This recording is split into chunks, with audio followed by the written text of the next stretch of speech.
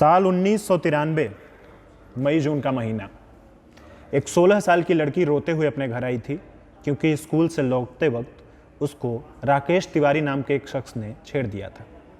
उसने अपने पिता से कहा तो पिता जाने लगे पुलिस थाने, लेकिन तभी उसके भाई ने बात सुनी, घर से अपनी रिवॉल्वर निकाली और जा करके राकेश तिवारी के सीने में गोली मारी।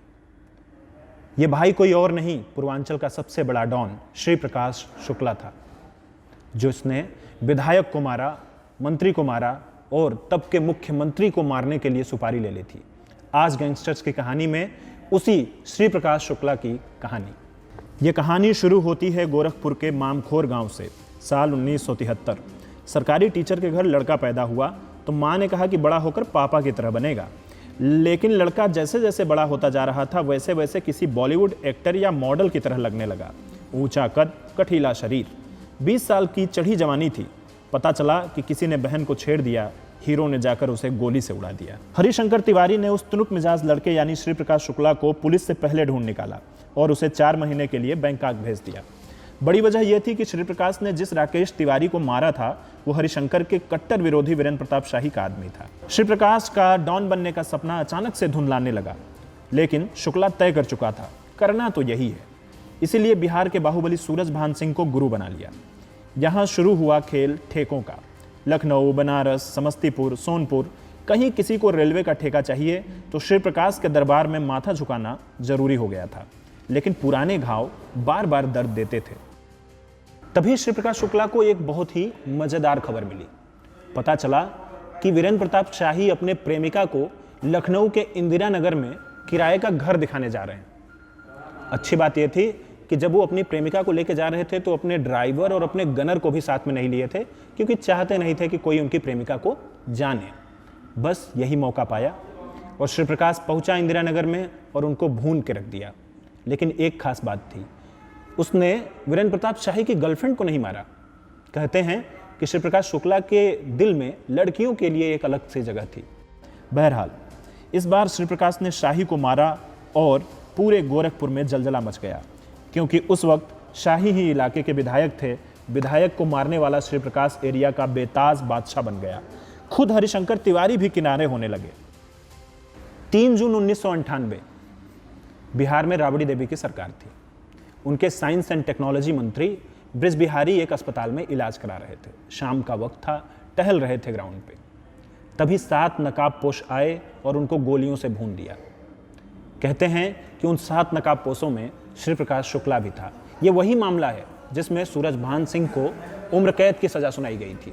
श्री प्रकाश अब प्रॉपर डॉन बन चुका था। पूर्वांचल से बिहार और दिल्ली से गाजियाबाद तक उसने वसूली शुरू कर दी। लखनऊ के दारुल सफा में तब के सब इंस्पेक्टर आर.के. सिंह से किसी बात पर उसका विवाद हुआ तो आर.के. सिंह को उसने तत्काल मार गिराया। श्री प्रकाश शुक्ला को अपने बहनोई से बहुत प्यार था। उनका कोई बिजनेस सेट नहीं हो रहा था तो उसने कहा कि चलो तुम शुरू कर लो अपना लॉटरी का बिजनेस। लेकिन जैसे ही उनके जीजा ने यह काम शुरू किया, बगल में अमीनाबाद के रहने वाले विवेक कुमार ने आकर भी वही काम शुरू कर दिया। श्री प्रकाश उनके घर पहुंचे, बोले विवेक जी ये सब छोड़ दीजिए, लेकिन विवेक माने नहीं। अंत में श्री प्रकाश शुक्ला ने उनको लाटुस रोड पे ले जाके चौराहे पे खड़ा करा के 25 गोलियां मारी। श्री प्रकाश एक के बाद एक मर्डर करता जा रहा था दिन के उजाले में, लेकिन यूपी, बिहार और दिल्ली की पुलिस के पास उसकी एक फोटो न थी। पुलिस खूब परेशान हुई। अंत में श्री प्रकाश के बहनोई के घर जाकर छापा मारा, तब जाके एक फोटो मिली, क्योंकि श्री प्रकाश अपने भांजी के बर्थडे में आया हुआ था। लेकिन ये फोटो भी पूरी नहीं थी। पुलिस ने उसका हुलिया पूछा और हीरो सुनील शेट्टी की बॉडी पर श्री प्रकाश की फोटो लगा के विभाग में बांट दिया। वही फोटो पुलिस ने उठा करके अखबार में छपवा दी। अब श्री प्रकाश की बेचैनी बढ़ गई। क्यों? क्योंकि पूरे प्रदेश के लोग उनके पीछे लग चुके थे। वहीं पे किसी ने बताया कि ये फोटो पुलिस को दी है नेपाल के एक सोना चांदी के तस्करी वाले ने। श्री प्रकाश उठा और उसको जाके मारने पहुंच गया नेपाल, लेकिन मार नहीं पाया। क्यों? क्योंकि तब तक सीन में आ चुके थे साक्षी महाराज। साल था 1998। तब के फर्रुखाबाद के सांसद साक्षी महाराज ने एक बड़ा खुलासा किया था। उनका कहना था कि श्री प्रकाश ने सीएम कल्याण सिंह की हत्या के लिए 6 करोड़ रुपए की सुपारी ले ली है। इस दावे के बाद पूरे प्रशासन के हाथ पांव फूल गए। आला अधिकारियों ने श्री प्रकाश को जिंदा या मुर्दा पकड़ने के लिए सभी जिलों के एसएसपी को आदेश दे दिया। अब श्री प्रकाश का बाहर निकलना मुश्किल हो गया था। इस तन्हाई के दौर में इस डॉन को प्यार हो गया। श्री प्रकाश शुक्ला को एक कानपुर की लड़की से प्यार हो गया। शौकीन टाइप की लड़की थी, गाजियाबाद में अपने लिए फ्लैट ले रखी थी। श्री प्रकाश भी चाहते थे कि इसे दुनिया भर की खुशी दे दूं। इतना ज़्यादा प्यार में पागल होने लगे कि एक पल की दूरी बर्दाश्त होना मुश्किल हो गई।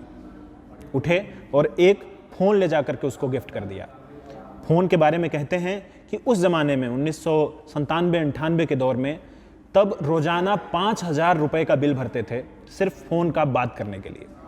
लेकिन उन्हें क्या पता था कि यही फ़ोन एक दिन उनका काल बन जाएगा। यूपी झुलस रही थी। एसटीएफ ने एक टीम बनाई और तैयार की 29 माफियाओं की लिस्ट। सबको एक एक करके ठोकना शुरू किया।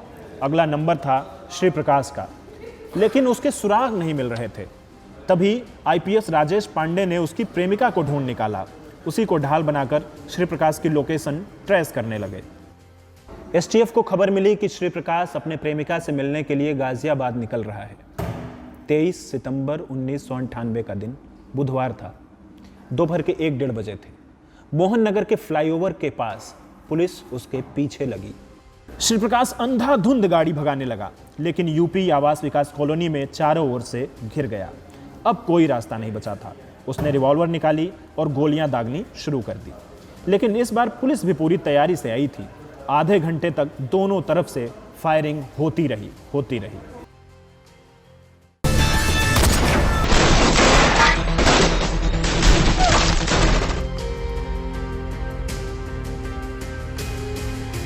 बाद में पुलिस ने श्री प्रकाश को मारने के लिए जो अभियान चलाया गया था उसका हिसाब किताब रखा था। बताया कि इस शख्स को मारने के लिए जो अभियान चला उसमें 1 करोड़ रुपए खर्च हो गए। लेकिन 23 सितंबर की उस घटना के दौरान सिर्फ 45 राउंड में चैप्टर क्लोज हो गया। श्री प्रकाश का तो चैप्टर क्लोज हो गया, लेकिन यूपी चुनाव के नतीजे का चैप्टर अब शुरू हो रहा है। अगले 2-3 दिन तक सबसे सटीक, सबसे ताजा और सबसे विश्वसनीय खबरों के लिए आप बने रहिए दैनिक भास्कर ऐप के साथ। उत्तर प्रदेश चुनाव का हर नतीजा सबसे तेज, सबसे सटीक जानने के लिए 10 मार्च को जुड़े दैनिक भास्कर ऐप से।